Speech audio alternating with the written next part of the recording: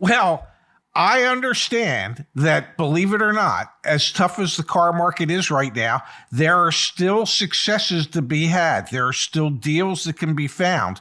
And, well, we thought maybe perhaps today would be a good day to review some of those success stories that we see at the on our community forum at CarEdge just about every day. What do you think, Zach? I think that's a great idea, Dad. And we brought in none other than our car coach extraordinaire, Justice. Justice, share some wins with us today, man, please. And a little bit about what you do day to day and how you're helping folks. That'd be awesome. Yeah. So let me take the last part first. What I do day to day is when you're a CarEdge Coach member and you come to live chat, you'll get me a lot of times. And I help look over people's deals, and we decide whether, what your target should be, whether the fees are legitimate or not, and, how to approach the dealer with your counter offer, and, go back and forth. Many times this takes a few days, sometimes a few weeks, occasionally a few months to get through to find the deal. So, have patience when you come to me. I have patience, and we can get through and find the right dealer, the right deal. But for success stories, I got two. We have a Mazda CX-5 Carbon Edition. Mm-hmm. Very popular car. People really like it. Definitely one I recommend all the time. It's a great brand. Dealer came in at originally $1,000 over with their add-ons, MSRP. We know that's not the market anymore. We know the market is dead for the most part on forced add-ons and markups over MSRP. So our member wanted to walk initially because it's just sort of one of those things where they hit you with all that and you're like, I don't know if I can even get this where it was. And I say, hey, let's just counter. We're going to be aggressive. We see a lot of CX-5s between 5 and 8% under MSRP. So let's shoot for 9% under MSRP. The dealer didn't work with him at first. He called the dealer back like 3 Fridays in a row. Said every Friday, just call him back and say, are you ready to take my offer? Nope. Okay. Every 2 weeks, we lowered the offer by $200. On the third week, though, the dealer said, okay, we'll do it. Well, they countered. Actually, I should say that. They countered. They countered with 8% under. We took the deal. It went really smooth. Everyone was super nice to them at the dealership. They went into the F&I with a VSC quote from us, and the dealer actually beat us by $100. Nice. Which is fine. That's fine. That's great. Yeah. That's why we went in, because the initial quote was not anywhere near ours. It was almost double ours. They presented it and said, it's AUL. We know who this is. We know it's a reputable firm, and here's the offer I have. The dealer beat it by $100 to keep them with them. Great. Said no to everything else. Got gap through their credit union, which they had gotten pre-approval for, and walked away with a really great vehicle that they were very, very happy and very excited about. That was a long fought battle, but it was worth it. And sticking to your guns and being in there is really important. Pops, there are all sorts of ways we can help people get good car deals. Like what? Well, car coaches. They're real people with real knowledge that get you real savings. CarEdge.com/plans. Check it out. Now, when you say it was a long fought battle, how long of a process was this? Was this 3 weeks, 4 weeks, 5 weeks? And ultimately, when the dealer said yes, was it closer to the end of a month or more towards the beginning of a month? So this was the second dealer that our member had approached. It took all in all, the whole process took about 5 weeks.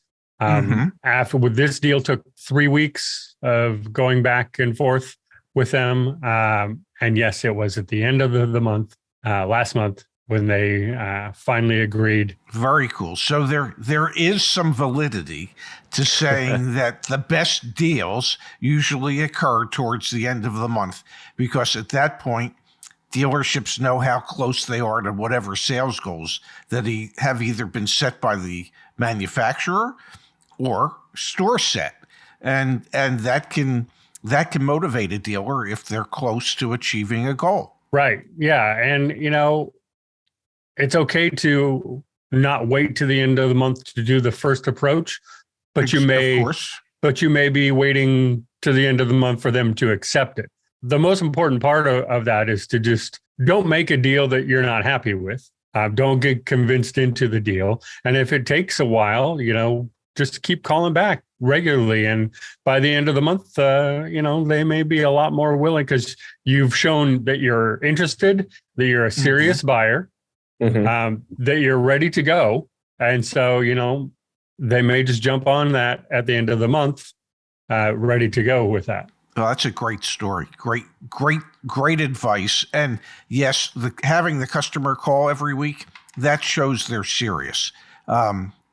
So that also helps. Yes, go ahead. Yeah. And of course, the vehicle has to still be sitting there.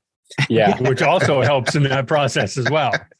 So not only are you serious, but the vehicle hasn't moved quite as fast as the dealer probably hoped it would in the first place. Exactly. It's worth mentioning during this conversation that if you're listening to this and you're like, wow, that's, $1,000 over MSRP to 8% below MSRP, that's incredible. But then you're thinking to yourself, okay, but do I have 5 weeks, to invest in? We recently started the waitlist for CarEdge Concierge. So if you don't want to do this, but you just want us to do it for you, go get on the waitlist. We're only helping about 10 people a month right now, but eventually we will scale that up and we will be here to help you with it. But Justice, let's hear another one. So we've got a Mazda CX-5, an incredible change in events there, 1,000 over to 8% under. Do you have another one for us? I do. I have one more that's more close and personal. It was me. Oh.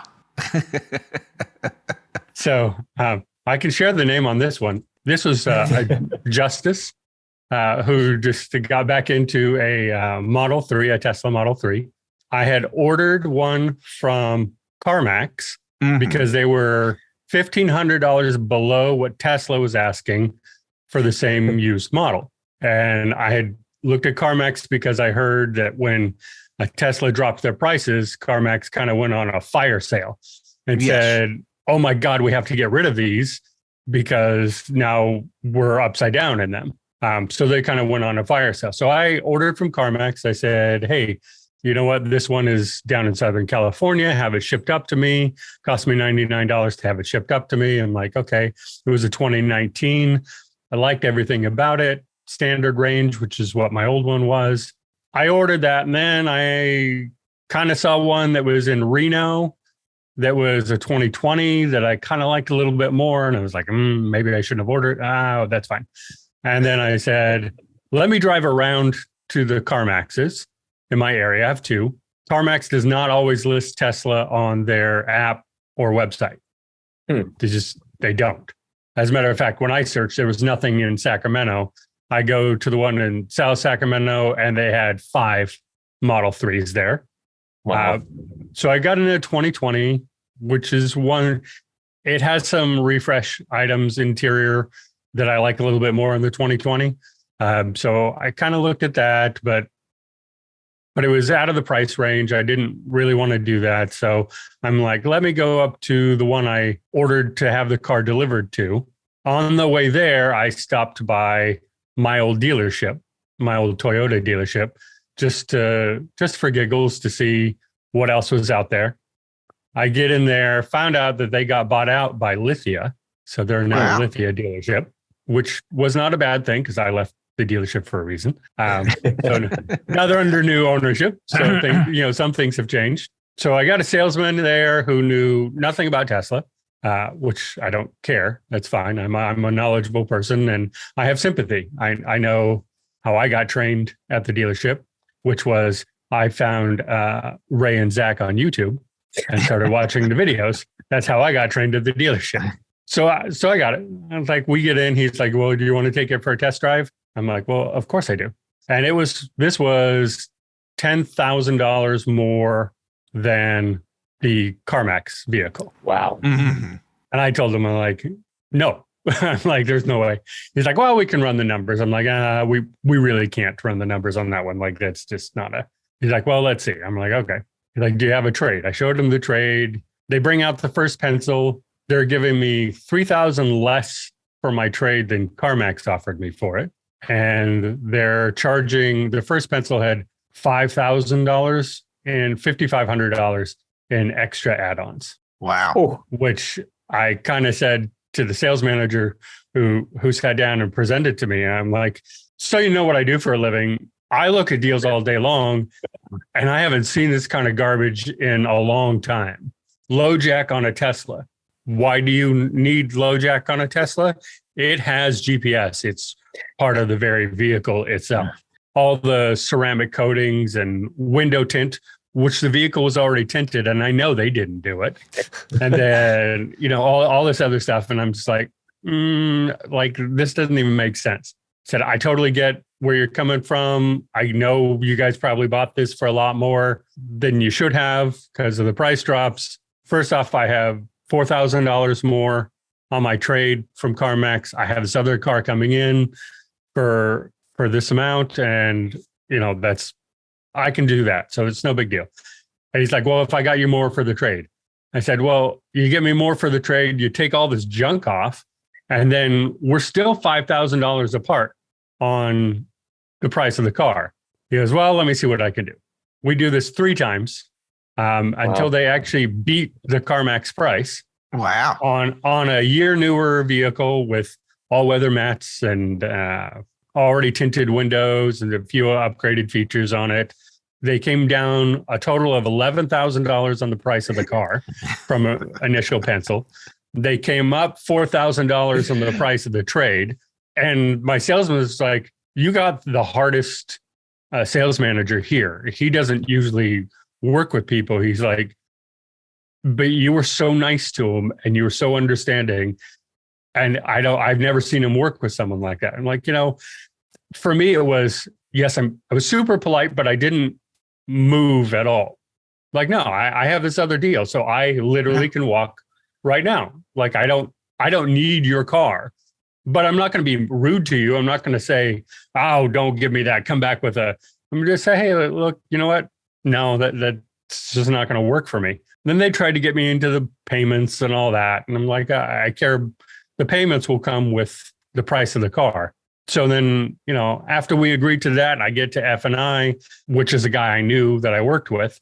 He did not remember me, however, but that's fine. I remembered him. And then he complained to the salesman that I was very nice, but very difficult to deal with because he couldn't sell me anything. Because I said, no, thank you to everything he offered. They couldn't even offer a competitive warranty for the Tesla. Like a lot of dealerships just can't.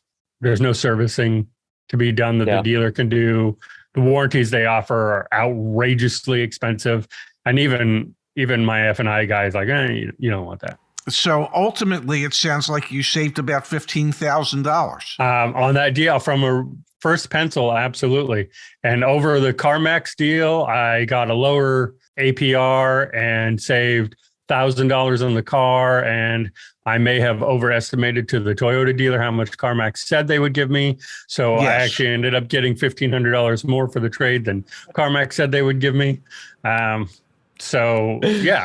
mean, all in all, I got a really great deal. I still have the salesman calling me, asking me questions about the Tesla, so he could show customers. And he's like, so how do I find the VIN again? Justise, you have to be so proud of yourself. And also, this is a perfect example of the principles that we preach.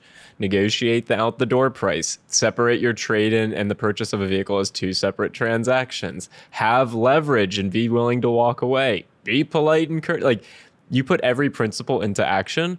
And if there's someone out there who needs to be reminded, $15,000 is a humongous swing. I mean, that is a lot of money. It doesn't matter what level of affluence you have. $15,000 matters a lot to literally everyone on this planet.